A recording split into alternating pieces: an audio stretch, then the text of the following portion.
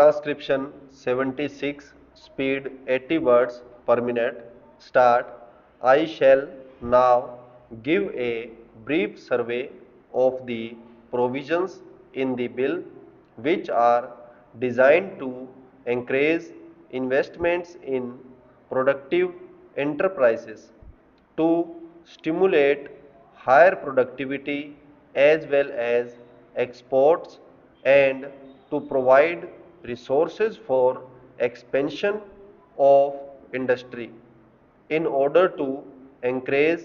investment by individuals and Hindu undivided families in the equity shares of new industrial companies in India. Provision has been made for the grant of tax-free tax credit certificates to them with reference to their subscriptions to eligible issues of capital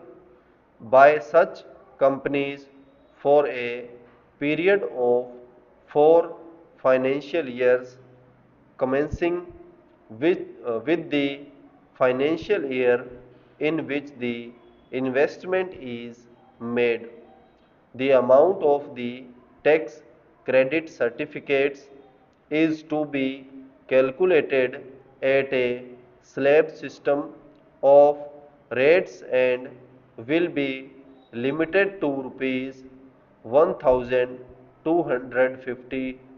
for each financial year on a total investment of rupees 30,000. Under the original provision in the bill, only the first subscriber to eligible issues of capital qualifies for the tax credit certificates, considering the fact that a substantial part of the capital issues made in recent months has had to be taken up and is still held by financial institutions which underwrote those issues. The eligibility for tax credit certificates has been extended to individual and Hindu undivided families who purchase shares forming part of an eligible issue of capital from an underwriter declared as such in the relevant prospectus. Incentives for increased industrial production as well as for the more efficient use of the capital already invested are provided in the form of tax credit certificates calculated with reference to the central excise duty payable on increased production in the relevant year over that of the base year and with reference to the additional amount of corporation tax payable by a company in the relevant year over that payable by it in the base year. The amount of the tax credit certificates granted for these purposes is required to be used for discharging debt, obligations, acquisitions of capital assets in India, including construction of a building for the purpose of the business, and in the case of a company, also for the redemption of its debentures. With this would enable industrial units to pay off the monies which they had borrowed for expanding their productive capacity, or alternatively to plot back a larger portion of their current earnings for the purpose of expansion. As stated in the Finance Minister's budget speech, it is necessary to provide some more assistance to our export industry on a discriminating and selective basis in order to mitigate the disadvantages under which it operates in the foreign market, and to help it achieve its full competitive position.